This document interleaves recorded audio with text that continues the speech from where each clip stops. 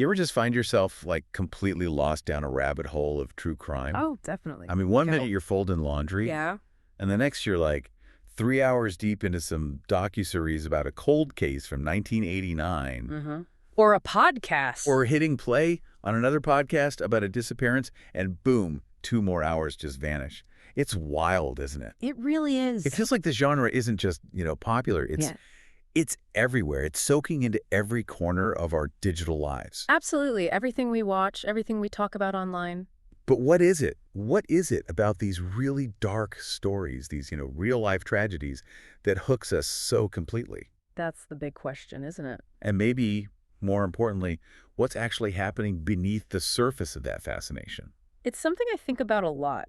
Because it's not just about the surface level facts of a case anymore, is it? We're not just learning about a crime. Right. It feels bigger. It feels much bigger. We're talking about the whole true crime phenomenon itself, the stories it chooses to tell, the people it draws in, and what all of that actually means. For our minds, and for the world around us. Yeah. It's a really complex landscape, sometimes pretty unsettling, actually. And I suspect there's this whole unseen narrative playing out that we don't often talk about. I think you're absolutely spot on. Because if you look at let's call it the official narrative, the stuff people talk about openly, this isn't some niche hobby anymore. Not at all. True crime has just exploded. It's like this massive, omnipresent media empire now. Yeah, empire feels right. I mean, seriously, think about it.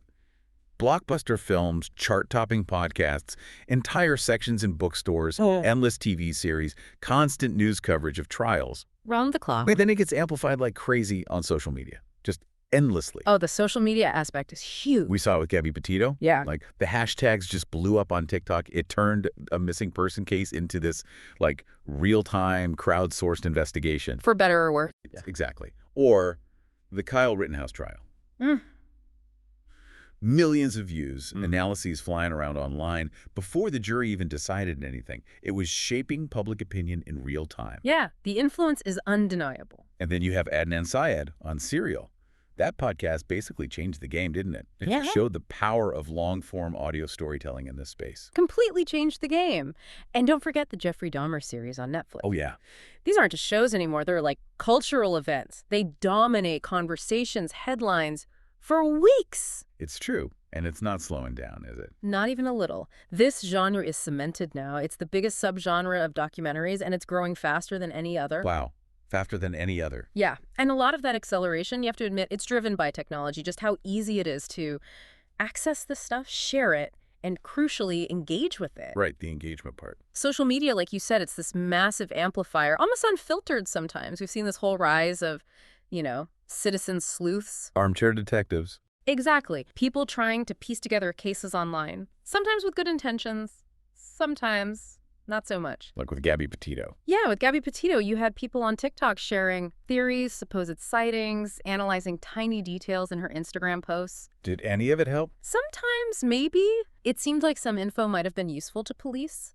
But just as often, it just spiraled into wild speculation, doxing people, spreading total misinformation. It's a really blurry line. Or even think about those viral trends, like people making "if I go missing" folders. Oh, yeah, we've seen those. It's this tangible, kind of morbid sign of how deep this has gotten into our daily thinking, right? Turning these private fears into this shared, almost ritualistic thing online. So, if you ask people why, though, why are you watching this? Why are you listening?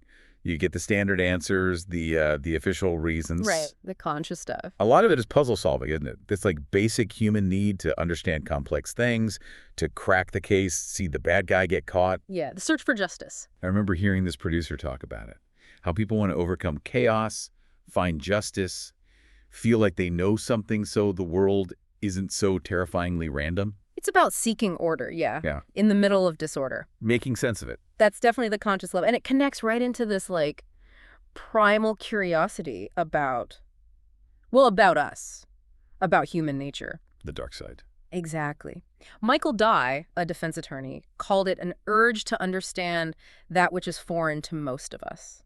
That makes sense. It's not just the what happened or the how, it's the why. Why would someone do that? It's trying to peek into that darker part of humanity that, thankfully, most of us don't encounter directly. There's something really compelling, almost magnetic, about trying to make sense of the senseless, trying to rationalize the irrational, Yeah, like you're wrestling with the absolute extremes of what people are capable of. Right. But it's not just the puzzle or the darkness. A lot of people, and I've heard experts say this, like Emily Mendez, you see it all over Reddit too, they say they watch to learn about dangers. Right, to feel prepared. To feel in the know, almost like it's subconsciously boosting their sense of safety, like mental self-defense. And that's a really key insight into the psychology, especially for women. There's actual data showing women engage more in what researchers call risk information seeking with these stories. Risk information seeking. Okay. It's not just casual interest. It often links to this deeper need for uncertainty reduction, trying to make the terrifying unknown, the possibility of being a victim, feel a bit more predictable. Even if that feeling of control is mostly an illusion. Exactly, even if it's an illusion. And then there's the whole emotion regulation piece. People actually say true crime relaxes them. Which sounds so counterintuitive. It does. But they say it helps manage anxiety, either by making their own problems seem smaller, at least I haven't been murdered horrifically, Yeah. or by giving them this controlled setting to face their fears from a distance.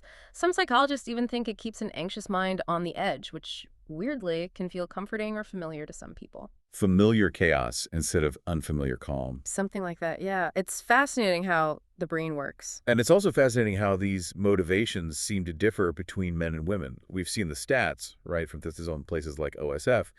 Women generally consume more true crime overall. Yeah, the numbers are pretty clear on that.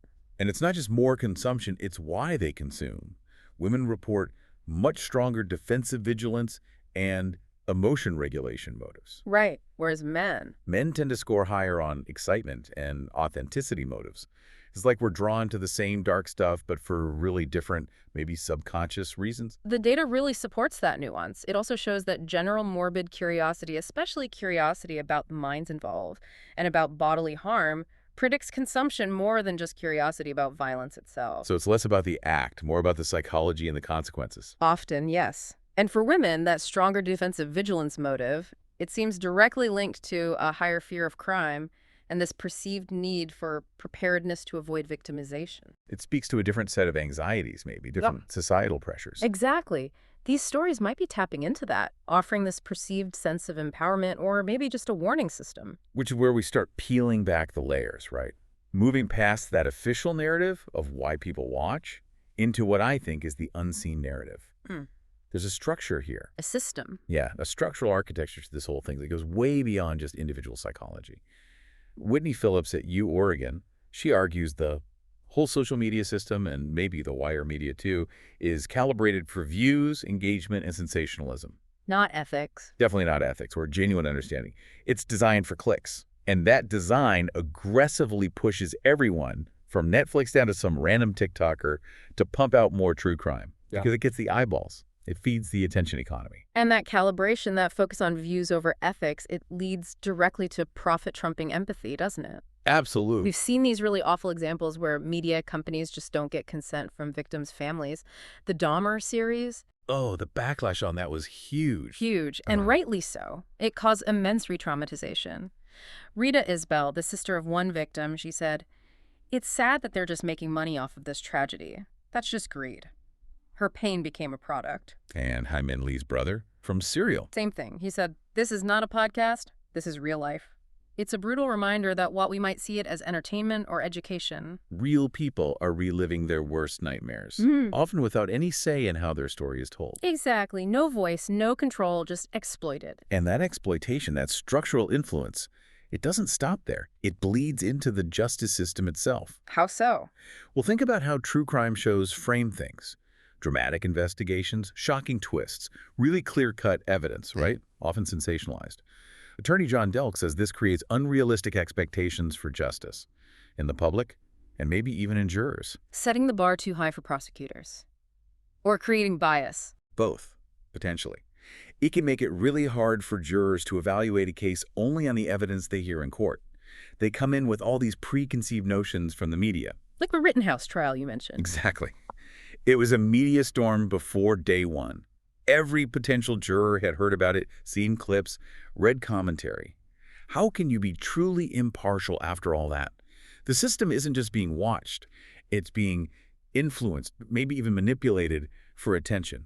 So you're looking at the structural incentives, the architecture of the media machine. Right. Who benefits? How is it designed? And I'm looking at that and thinking about the deeper psychology, the stuff people don't say, maybe don't even realize, the unacknowledged trauma, maybe even darker impulses driving this fascination. Darker how? Well, people say they want knowledge or justice, but that study we talked about, it found links not just to fear, but also to traits psychologists call antagonism. Antagonism, like what? Like trait aggression, Machiavellianism, which is manipulation, cynicism, psychopathy traits, low agreeableness. Wow. And paradoxically, it also linked to higher fear of crime, feeling unsafe, wanting to be prepared. It suggests this really complex, maybe uncomfortable mix of motives. It's not just learning. So, are we fascinated by the darkness? Because on some level, some people relate to those antagonistic traits, like the dark triad personalities often featured in these stories. It's a really provocative thought, isn't it? I mean, take Machiavellianism, cunning, manipulation, cynicism. Someone high in that trait might not just be curious. They might find a strategic fascination in how a crime was planned or covered up. Not identifying with the violence, maybe, but with the control, the deception. The colder analysis. Exactly. Or low agreeableness, less natural empathy. Maybe they're drawn to the raw examination of cruelty without feeling the same emotional weight. It's a possibility. And then on the other side, you have trauma. For people who've experienced trauma, especially where justice was denied, think 911 dispatchers hearing horrific things, survivors of abuse whose abusers were never caught. Resolved true crime cases can offer a sense of closure, vicarious justice, maybe, a way to process their own unresolved feelings. So it can be therapeutic in a way. Potentially. But here's the double-edged sword. The very act of consuming violent media, even for coping, can backfire, especially for women who already report higher anxiety.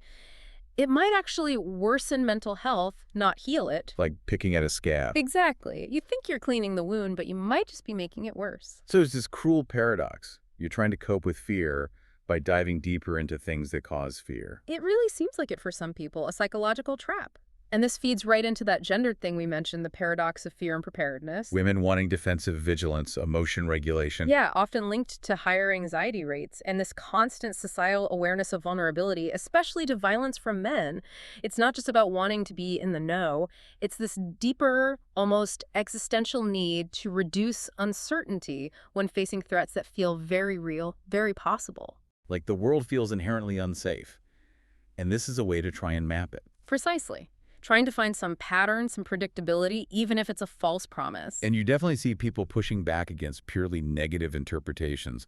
That Reddit thread you mentioned, where psychologists called it a red flag. Oh yeah, people went off. It totally clashed with how so many listeners described their own experience, right? Using it to manage anxiety, feel empowered, genuinely trying to understand abusers' tactics or dangerous situations. Absolutely. They felt it made them safer, more aware. Some even found comfort in the edge, like we discussed.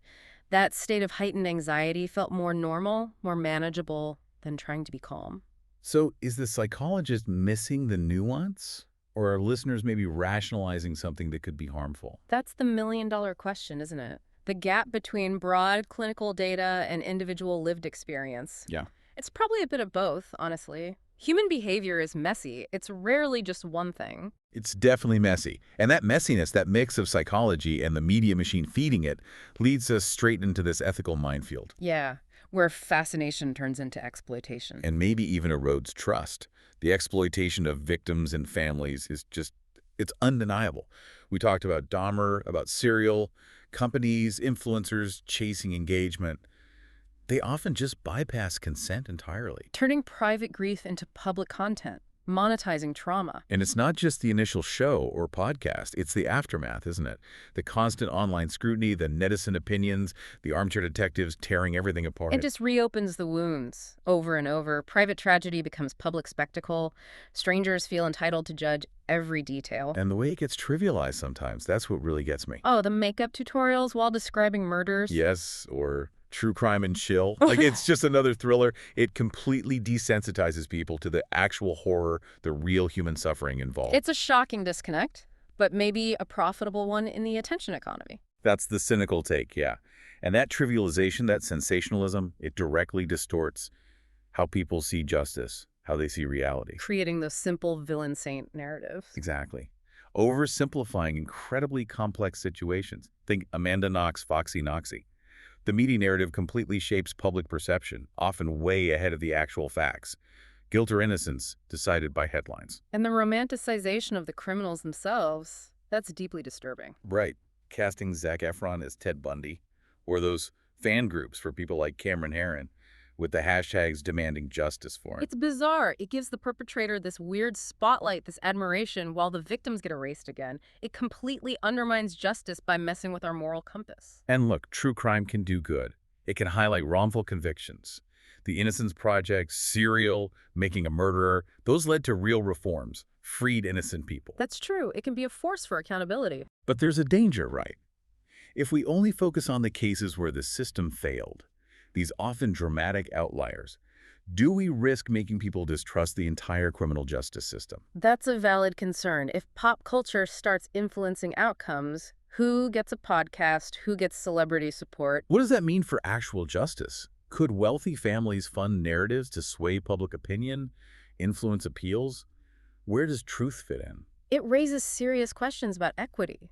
So if the public distrusts the institutions but relies on this same sensational media for the truth, who actually benefits from that dynamic? Right. Who profits when trust is eroded but attention is high? How does the attention economy cash in on our fear of crime, our anxieties? It feels like this engineered feedback loop designed to keep us hooked on fear, not necessarily to inform or empower us. It just keeps feeding itself. And the emotional cost of being constantly plugged into that, what does it do to us? Well, the studies show compulsive use is a real thing. People feeling sucked in, unable to stop scrolling, engaging online for hours. Developing those parasocial relationships you mentioned. Yeah, feeling intensely connected to the podcast host, the victim, even the killer sometimes. It blurs lines, makes it feel incredibly personal, maybe overwhelming. And people report feeling more anxious, angry, sad. So this idea of forensic fandom, thinking you can solve cases from your couch, is that healthy? Or just an illusion of control? Mostly an illusion, I think. Mhm. It's incredibly rare for citizen sleuths to actually crack a case. More often, they muddy the waters. I could definitely feel that pull sometimes, though. That need to know more, to figure it out. It feels almost addictive. And therapists are seeing the fallout. A noticeable spike in anxiety, anger, depression linked to heavy true crime consumption. One therapist talked about clients soaking their brains in the worst stuff imaginable for hours a week. And then wondering why they feel terrible. Exactly. Wondering why they're having panic attacks or feel scared all the time. It makes you think about the collective impact. That feeling someone described, that the temperature in the world is just like here all the time. Constantly angry, constantly looking for what's wrong. That's a heavy emotional toll. It sounds like it rewires how you see everything. It really might. And it points to a broader issue with constant negative input, maybe. But specifically within true crime, if we look at which stories get all this intense focus, we hit those systemic inequities again. You mean missing white woman syndrome? It's not just a catchy phrase. It's statistically real.